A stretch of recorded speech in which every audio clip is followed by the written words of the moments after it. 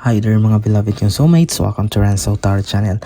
Andito naman po yung lingkod para pagsamahan natin ng isang soulful and meaningful na tarot reading. Dito lamang po sa inyo lagi naabangan, sinusubaybayan, pinakamahal na Renzo Tarot Channel. Mega shoutout po sa lahat ng ating soulmates sa buong Pilipinas at sa buong mundo, lalong lalo na sa ating mga OFWs na lagi nakaabang. Maraming salamat po sa inyo. At sa mga bago nating subscribers, sa mga returning viewers, maraming salamat po.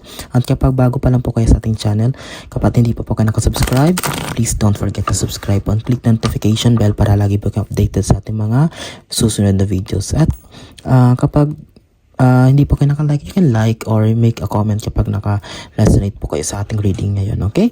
Sige po, ang ating pong reading ngayon ay reading for December 1 to 15, 2024 para sa ating mga matatalinong Virgo, okay? Matatalinong mga klaseng tao, Virgo. Ulitin ko para sa inyo ito, December 1 to 15, 2024 reading. Sige po, huwag natin papatagalin pa. Last one shuffle para sa inyo ito. Okay. Sige.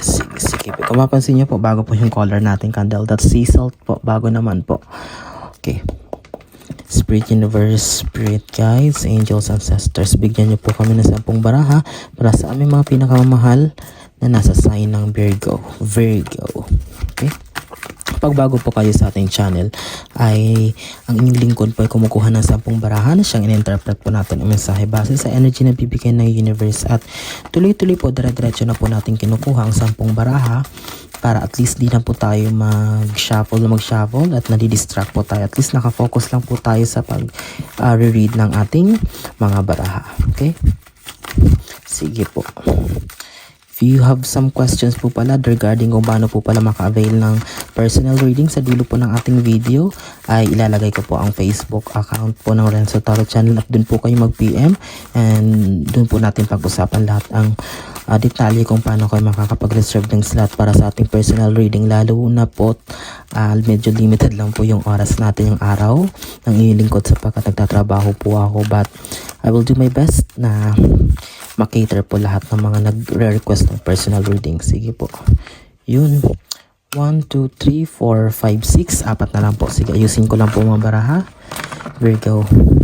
Ulitin ko po, I will be forever thankful and grateful. Hindi po ako magpasasawang pasalamat sa inyong mga pinakamahal kong soulmates, sapagkat kung wala kayo ay wala pong success ng Renzo Tarot Channel. Simula't simula kayo po ang nandyan, and utang na loob ko po ang success ng Renzo Tarot Channel kung wala po kayo na lagi nag-aabang, nanonood ng ating mga videos, and of course nag-share, nagko-comment, nagre-recommend sa mga kakilala, mga subscribers, avid fans, simulat sa poll. Kahit medyo nawala ng matagal ang inyong lingkod, almost 6 months na wala akong upload, pero nagulat ako, andyan pa rin yung karamihan sa inyo at hindi nyo po ako iniwan. Maraming salamat po. Okay, 2, 4, 6, 7, tatlo na lang. Spirit Universe, Spirit Guides. Okay, isa na lang. Angels, Ancestors. Okay, pasensya na pa kung medyo sa mga baguhan, kung you are asking bakit parang ang gulo ko po mag-shuffle, pero ganyan po talaga. Okay, last one card please. Spirit Universe, Spirit Guides, Angels, Ancestors. Ayun, kompleto na po. Sige. Okay, Virgo, stay tuned Virgo. Lagay lang natin sa gilid yung deck. Okay, this is your 10 cards. Okay, ayan po. Yan po yung 10 baraha. Ilalatag lang po natin na maayos para po sa inyo. 4,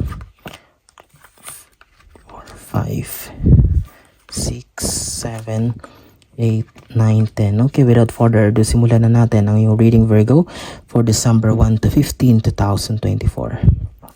Opening card. Oh, this is a beautiful opening card. This is a celebration card, 10 of Cups. Not kasi yung isa yung 3 of Cups celebration, but this is also an extra celebration kasi hindi lang ikaw, but it will involve or sabihin pati yung family members mo, friends, or any special people in your life ay magse-celebrate dito sa success na yung matatamasa. Okay? It means na talagang Virgo, sinasabi lang dito that you are bound to receive. It's like a big surprise that not only hindi lang ikaw yung parang makikilala dito, but of course it will make your community proud, or parang it will make the people around you happy, and they will be also celebrating with you. Okay, congratulations Virgo in advance kung meron man kayong nakamit na o meron dyan sa inyo na dumating na or may nag-aantay pa rin, please hold on for it.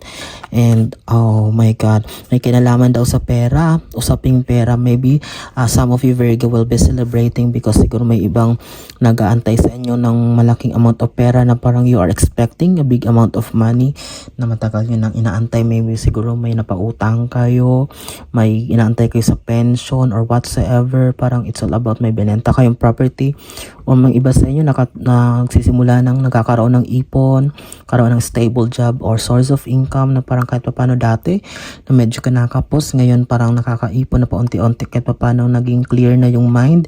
Di na tulad dati na parang laging may sleepless nights, di ba dati mga past readings natin sa Virgo, laging lumalabas yung mga sleepless nights or parang hindi makatulog na may kinalaman sa mga obligations or responsibilities, may kinalaman sa pera. But this now, napakalinaw ng baraha, you will be celebrating, your family will be celebrating because okay of this huge amount of blessing that is coming on your way, Virgo. Okay? Wow, napakaswerte naman. Pangatlo, Temperance. Okay, the Temperance card is that the universe will be testing you again, Virgo. Well, alam kong kayang-kaya mo to because you are very intelligent kind of sign. Ikaw yung mga tatalino. The universe will be testing you on how you are going to respond, kung paano ka magre-respond, paano ka magre-react dito sa blessings na ibibigay sa'yo. Because there are people, may mga tao na kapag nakaka-receive na ng biyaya or ng blessing ay their behavior, yung mga pagkatao na yung pag-ugali nila ay nagbabago or some point para nagiging madamot sila. Okay, the universe will be testing you with this Temperance card. Pinapakita lang nito na itatest ka daw ng universe kung may magbabago ba sa'yo or you will still be the kind of people na mapagbigay, matulungin, compassionate, or you will be the kind of a new person because kung babaguhin ka ba talaga ng pera or ng mga blessings sa parating, Virgo, be aware of that. Oh my God. Tingnan mo, pera na naman, 9 of Pentacles. Okay, talagang this is a confirmation, Virgo, that you, not only December 2001 to 2024 onwards, until next year, you will be one of the luckiest sign. And until next year, it's because of the long period, okay, of stagnancy, long period of unexpected mga expenses na kahit nagdodoble kayod kayo, parang nagsisikap naman kayo, but seems dati mga late or lately parang napupunta sa wala lang yung mga pera nyo or parang ang daming mga sagabal, ang daming mga unwanted expenses na bigla-bigla sumusulpot kung kaya't gusto nyo mag-ipon, parang doon lang napupunta. But now comes the end of the year until next year, maiba ng mindset mo sa may kinalaman sa pera. Ngayon parang hindi naman sa parang sinasabi natin na magmumukha kang pera, but this is a change of mindset na ikakabuti mo kasi may masisave ka na, parang matututo ka na mag-control ngayon. Hindi yung sabihin na magdadamot ka, magbibigay ka pa rin, but hindi na tulad ng dati. Okay, lalong-lalo na mahirap, you will feel or ma-realize mo na yung value ng pera lalong pinaghirapan mo. Then, yung panglima mong baraha is Hanged Man. Okay, the stagnancy will be over. Tapos na yung hanged moments mo, lalo na not only for the past months but past years o maraming medyo natagalan din daw itong panahon na medyo na-hang ka or naging stagnant ka, Virgo. That's why this is a flashback. But with all of these positive cards, with these celebration cards that sinasabi ng universe that Virgo, don't dwell on it, don't think of it because think positive every day. Wake up every day full of positivity. Kahit wala pa, hindi mo pa nakuha yung blessings, be grateful. The fact na buhay ka, the fact na maganda ang weather, the fact na kompleto ang pamilya mo, be grateful with it. And everything will follow. Magugulat ka, masasolve mo mga problema mo, may mga resources na parating. Okay? Kasi kapag puno ng hatred, pag puno ng kalungkutan yung buhay natin dyan, medyo mabagal. Yan yung nagiging blockage sa pagpasok. Sinasabi ko lagi yan, na kung gusto mo na mas mabilis na parang dumating yung manifestation, it will start it on yourself. Parang kailangan mo mismo sa sarili mo, simulan na baguhin ang mindset mo because kapag you will still stick to those old beliefs, parang mga limiting beliefs mo na parang ganon, and still puno pa yung puso mo, yung utak mo ng mga ang daming tumatakbo, worries, or any kind of frustrations. Of course, although may nakalaan para sa'yo, it will not be given to you unless you yourself is ready. Okay? Next is the Ace of Cups. Okay, since magkatapat siya dun sa celebration cards, this is a new beginning. Ulit-ulit ko sinasabi, may mga client ako na ni-read before na Virgo, lumalabas lagi itong Ace of Cups. It means that a new beginning is unfolding on their lives. Okay, Virgo, Ace of Cups, since Cups is about your dreams, long-term goals, careers. Okay, ibig sabihin, there's a wish fulfillment sa mga bagay na matagal mong hinahangad, or maybe this is transformation, pero mostly the transformation that you will be feeling is may kinalaman sa pera or finances, because ayan yung lumalabas talaga. Even the past readings natin mostly all about finances, since matagal na panahon na mostly ang pinaproblema may kinalaman sa pera, but yan yung unang isa-solve din ni universe para sa inyo. 7 card is, Seven of Wands. Lumalabas din to lagi, paulit-ulit na lang sa mga reading ko sa Virgo. May ni-read ako na client na Virgo no nakaraan ng ganito, lumabas din to. Ang ibig sabihin ay Virgo, you are prone to, it's like crab mentality of your peers or mga kaibigan, or mga it's like mga kakilala, or parang mga siguro mga iba nga parang di mo man talaga totally ka-close, pero sila pa yung mismong parang there's a hidden agenda or parang hidden desire na pabagsakin ka because they don't want you to be happy. Tingnan mo yan, unti-unti niyang binubunot ito mga foundations ng mga pinapagrow mo, lalong-lalo na ngayon ka pa lang naman nagsisimula sa nag-start from the scratch, and ayan, parang sinisira niya uli ito because of lalong-lalo na dito nakatapat siya dito sa Ten of Pentacles sa pera. Okay, be careful with kind of people, lalong-lalo na kapag may kinalaman na sa pera ang usapin, nagbabago talaga. Maraming mga friendship, maraming mga nasisira, it's because of money. Be careful, be aware of people. But I know Virgos are ruled by Mercury. Magaling kayo, matalino kayo, magaling kayo sa pagbabasa ng mga tao, personality, sa pagkikipag-usap, pagkikipag-deal. Malalaman mo agad yung may red flag sa tao na yan. Okay, and I'm confident na you are aware of that kind of people and malalagpasan mo yan. 8 card mo is the Three of Wands. Okay, it's all about turning back to old beliefs, mga limiting beliefs, mga behavior, mga habits, mga dating laging ulit-ulit na ginagawa, everyday ginagawa. Akala mo you are believing that will help you in the long run, but no, that is not working for you anymore. That's why kailangan mo na siyang talikuran, kailangan mo na siyang tigilan or stop na, i-cut na.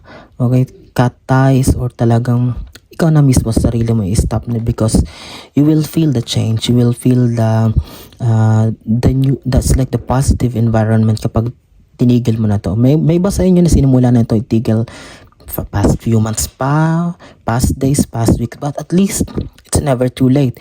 Hindi pa siya huli as long as tinigil natin and we are embracing for the change or para sa pagbabago, lalong-lalo na para sa ikabubuti. Well, it's never too late para sa'yo. 9th is Justice card. Okay, your 9th card is Justice card. Lumabas din to, may mga isa-settle daw, kailangan daw isettle. Virgo, lalo may usapin sa pera, siguro mayroon kayong mga konting mga kailangan asikasuhin in terms of legalities. May kinalaman to sa law and order, may kinalaman siguro it's like kung may mga utang kayo or mga loans na kailangan i-settle, or maybe you are dealing with people na siguro parang you're expecting na kailangan maisauli or maibalik sa itong pera na to kasi nakatapat siya dun sa 9 of Pentacles. Okay, do it or settle it. Okay, kayang-kaya mo yan, Virgo. That's just a minor things to settle. Then 10th and last card is, tatakpan ko to kasi baka mangyuri tayo.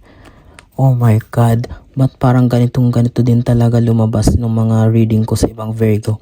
The Devil card or the 10th and last card na panapos mong bara is the Devil card. What does it mean? Since nagkatapat siya sa Hangman, please don't let your comfort zone kill you or kill the positivity na meron ka ngayon, or kill the momentum na meron ka ngayon, Virgo. Huwag kang magpapekto sa mga tao sa paligid mo na may mga masasamang balak sa'yo.